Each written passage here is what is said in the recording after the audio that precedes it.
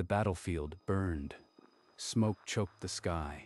A young human soldier knelt in the mud, cradling his dying alien friend. James, promise me. You'll go to my home. Tell my family who I was, not just how I died. I swear, Daniel. I'll find them. I'll tell them everything. How you laughed.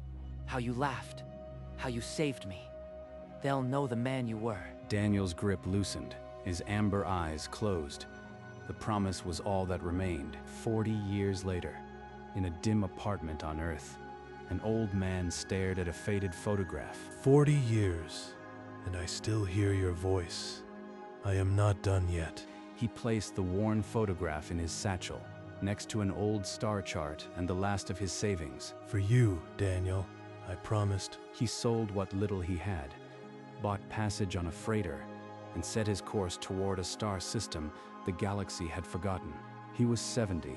His body ached. His money was gone. But he had a promise to keep. The interstellar terminal thrummed with a dozen alien languages. James clutched his satchel and stepped into the chaos. They see just another frail human. They don't know why I am here. At a grimy counter, he pushed his last credit chips toward a bored ticket agent. One passage to Kithra space. I don't need comfort. The agent barely glanced up. The ticket was cheap, the berth cramped.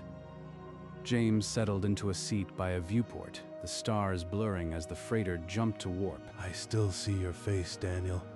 I kept your pendant. I am coming. In the cargo hold, he huddled between crates, a thin blanket his only comfort. My bones ache. The cold seeps into me, but I've endured worse. The freighter hummed on, carrying one old human into a galaxy that had long since stopped caring about old wars and dead men. The freighter docked at a transit hub, a chaotic station orbiting nowhere. James had exactly 17 credits to his name. I need a trader willing to take an old watch. It's all I have. He found one in a dim bar, a lanky alien who eyed the timepiece with greed but no charity. I'll trade it for passage further into Kithra space. The watch is genuine, Earth-made. A sharp voice cut through the noise. Zine Overseer, a tall Kithra official in formal robes, stepped forward. A human holding onto a dead promise? Your kind is sentimental to a fault. Promises are contracts. They dissolve at death. Not to us. A promise outlives the people who made it. Foolish. You'll die out here chasing a ghost. But do as you like. The galaxy won't care. The dealer took the watch and handed over a worn ticket. James pocketed it without a word. Let them scorn. I've carried this promise for 40 years. I'll carry it to the end. The junk dealer told him Thresh had been purged from every standard navigation system decades ago. The planet was considered lost. Lost to them, not to me. He rummaged through piles of forgotten star maps and dead instruments until his fingers touched a brittle chart. Thresh's coordinates penned in fading blue ink. This is it, the way to Daniel's home. The dealer shrugged. The chart was worthless. James paid with his last credit scraps and tucked it away. He secured the chart in his satchel beside Daniel's photograph, then found a pilot with a rust bucket shuttle, willing to fly toward the unknown. The shuttle groaned as it left the station, every weld threatening to give. James strapped in, chart in one hand, photo in the other. 40 years of waiting. A little rust won't stop me. Stars streamed past as the shuttle angled toward a region the galaxy had chosen to forget. Somewhere in the dark, a forgotten world waited. One old human was coming to keep a promise. The shuttle docked at a Kithra government station. Soaring columns and cold marble greeted him. This place was not built for warmth. Inside, James asked a clerk for the military file of Daniel Reeves. The clerk's expression never changed. Overseer Zine will see you. He was led to an office of polished gray stone, where Zen sat behind a massive desk, her scaled fingers interlaced. You again? I warned you not to chase ghosts. State your business. Quickly. I need the Reeves family records. Daniel fought in the war. I swore to him I'd find them. Promises to the dead are not binding here. Those records are sealed by privacy law. You'll get nothing. I didn't cross half the galaxy for nothing. There has to be a way. The dead don't collect debts. Go home, human, before you die here too. James walked out, his hands trembling with age and frustration. But inside, his resolve only hardened. If the system won't help me, I'll find a guide outside the law. I won't break my word.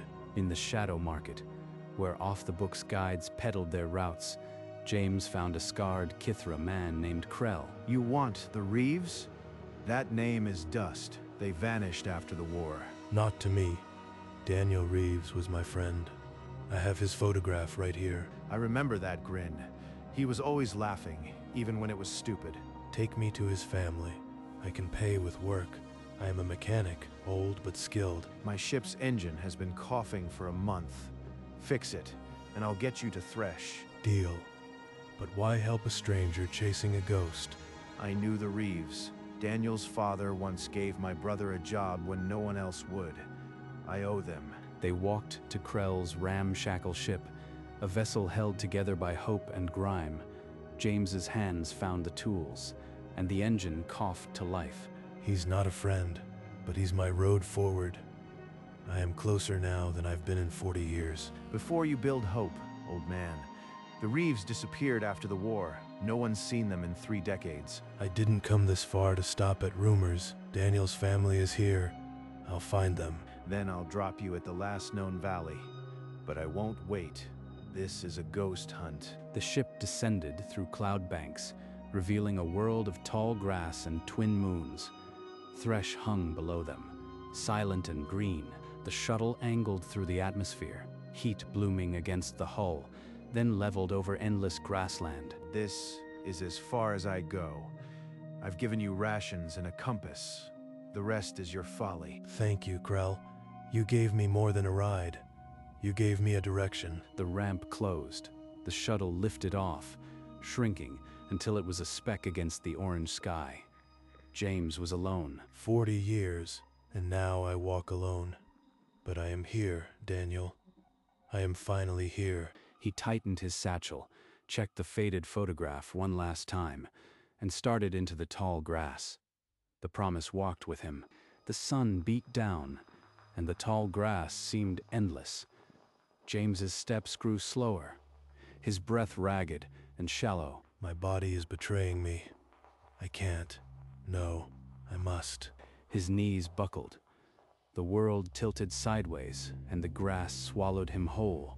In the darkness of his fever, a warm light appeared. You are almost there, old friend. Get up, they're waiting for you. Remember that time you tripped on the trench and still made me laugh? That's the man who never quit. James woke with a gasp. The twin moons had set, and dawn grayed the sky. That was more than a dream. It was you, wasn't it, Daniel? Far across the valley, a thin curl of smoke rose from a green hillside.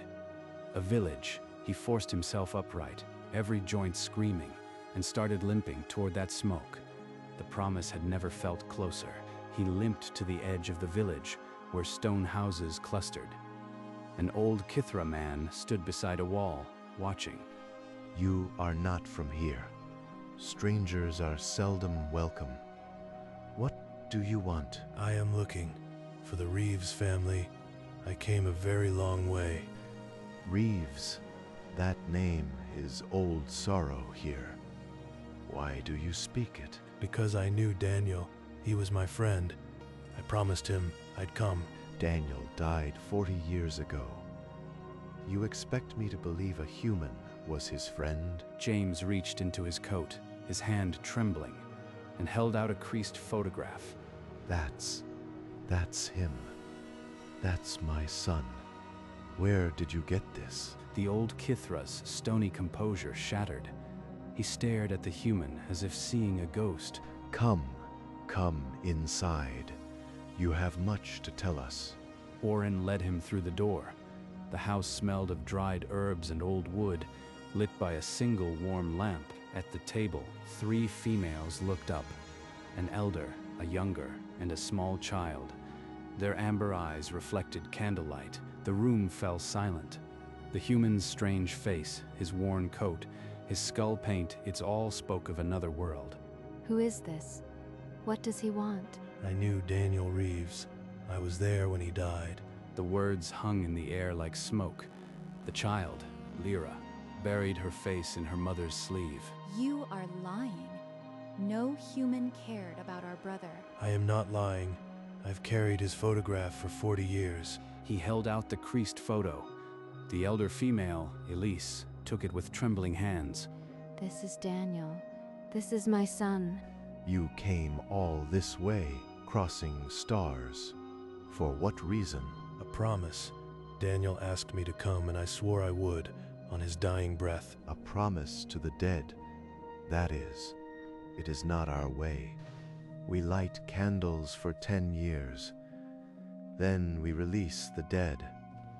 Promises end with breath. Humans don't let go. To us, a promise isn't a contract that expires. It's a debt to the future. But why? Why not let him go? He's been gone 40 years. Because he lived, and he mattered. You deserve to know the man he was, not just that he died. We lit our last candle long ago. Now you bring his face back. This hurts more than forgetting. I know it hurts, but I believe the dead stay real only if we remember them.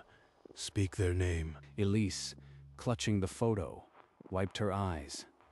Then tell us everything, she whispered. The old human took a ragged breath and began.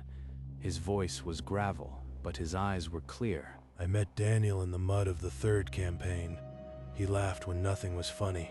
A mortar shell landed behind me. I woke to him, dragging me out, his arm bleeding. He saved my life, then grinned and said I owed him a drink. Elise covered her mouth. Oren's jaw tightened, refusing to look away. He spoke of this hillside, your cooking mother. He missed you every day. What was he like when the shooting stopped? He told jokes and sketched in the dirt. Once he drew our captain as a grub. Elise broke then. She pressed the photo to her chest and wept, and Thea reached for her. I promised him I'd tell you who he was, not just how he died. I've carried that across the galaxy. He reached into his satchel and placed a tarnished badge on the table beside the photograph. Daniel's unit badge. He wore it the day he died. I kept it safe all this time. The family leaned in, the candlelight catching their wet faces as the small tokens lay before them. Was my uncle brave? More than brave. He was kind. He once gave his last ration to a starving child. That is the man I'll carry with me. Without a word, Lyra fetched a cup of water and placed it in the human's weathered hand. He was always gentle. Even as a child, he'd cry over a broken wing. I can take you to his grave. It's not far from here. I swore I'd bring you. Please. I've waited 40 years to say goodbye. The room grew still. Something had shifted. The promise was almost complete. The family rose and led James out into the coral dusk. A procession of grief toward the hillside. The path climbed through tall grass.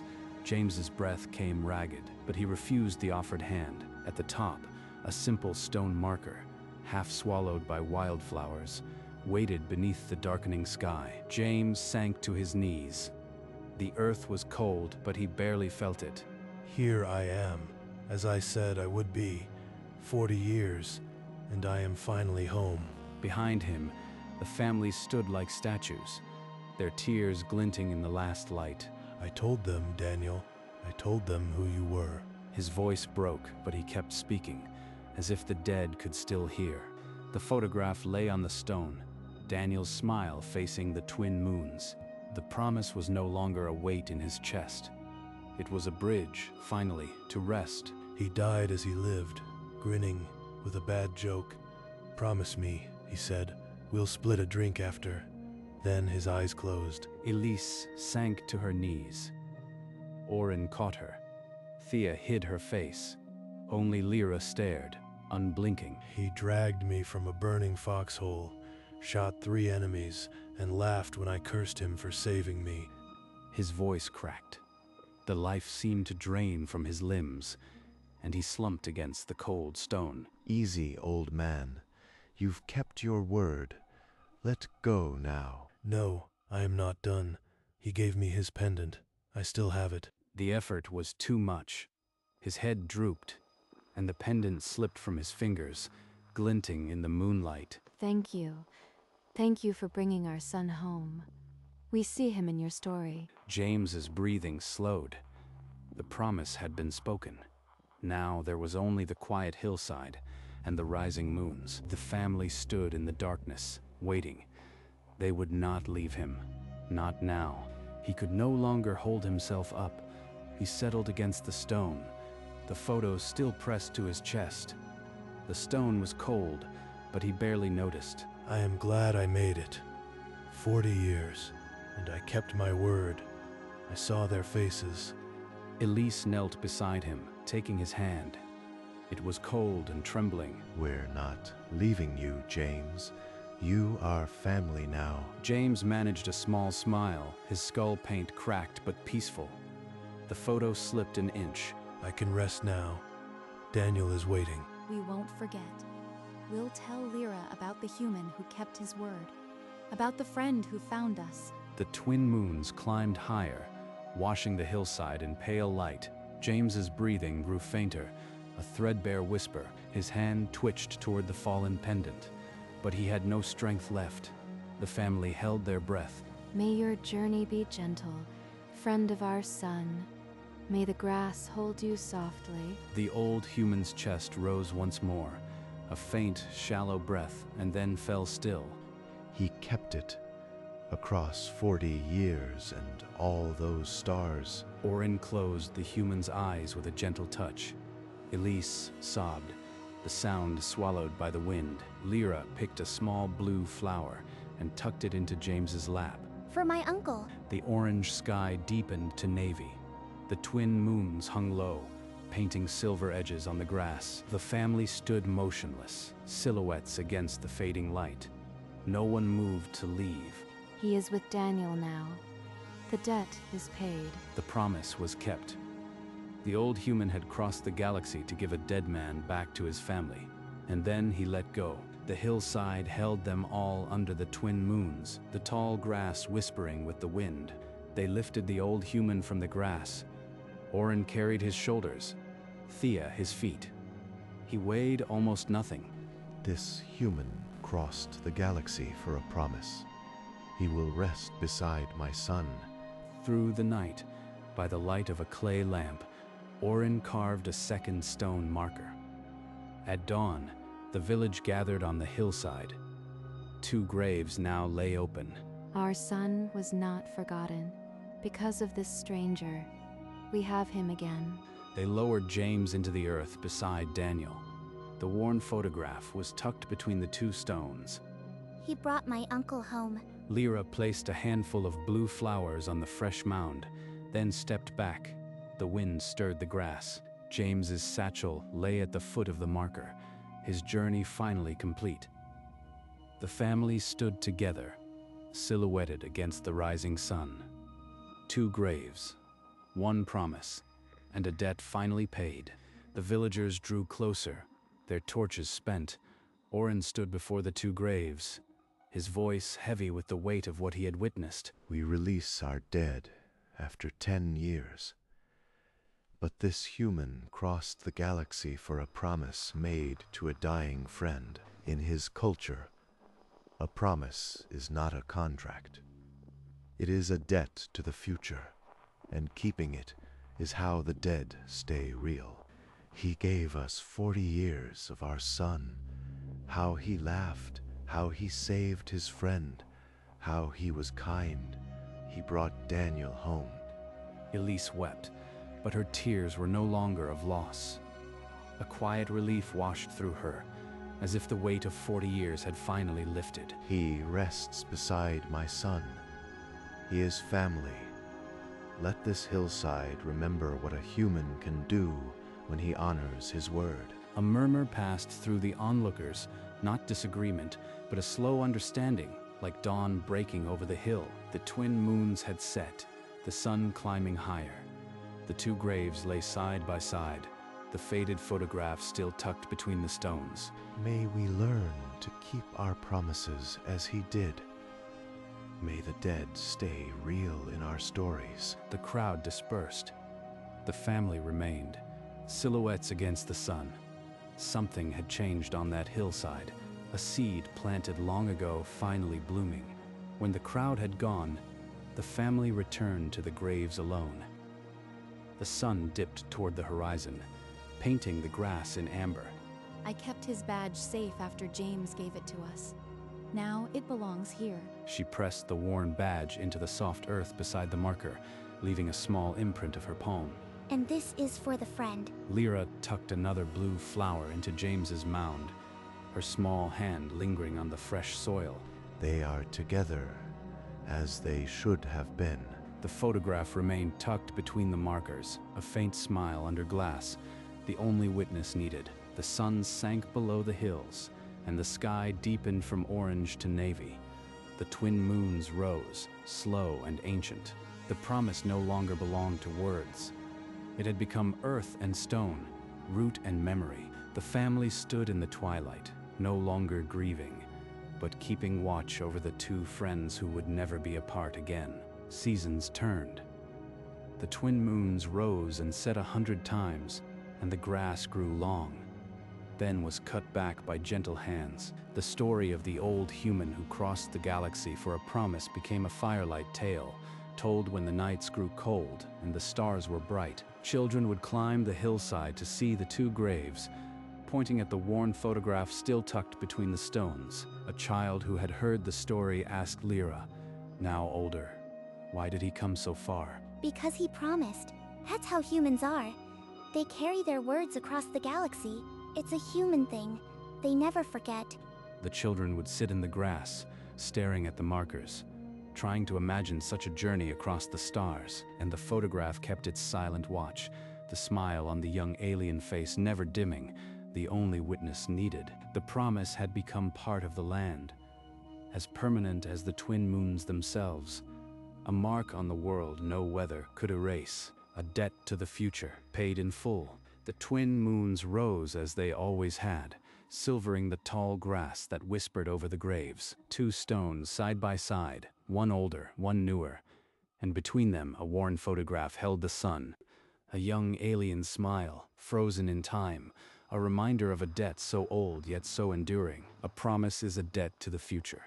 Keeping it is how the dead stay real. The galaxy turned, indifferent. But on a forgotten hillside, something remained. A human traveled across the stars for a friend, and when he reached him, he rested. The photo still smiles. The grass still sways. The promise is no longer a story. It is the hill itself, rooted deeper than bone. A mark on the universe that says, some words outlast the flesh that spoke them, and that is why we remember.